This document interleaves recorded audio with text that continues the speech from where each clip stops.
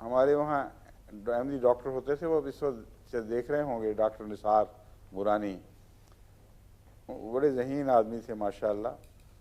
وہاں کی جو شیڈیول کاسٹ قومیں ہیں نا، تھر کے علاقے میں پھیلی ہوئی ہندو، ان میں سے وہ تعلیم یافتہ تھے اور خود احمدی ہوئے، پھر ہمارے وقف جدید کے معلم بنے اور ہر فن مولا سے، ہومیوپیتھی میں بھی ماہر، دوسری چیزوں میں بھی، تو آج کل نوکوٹ میں ہوتے ہیں.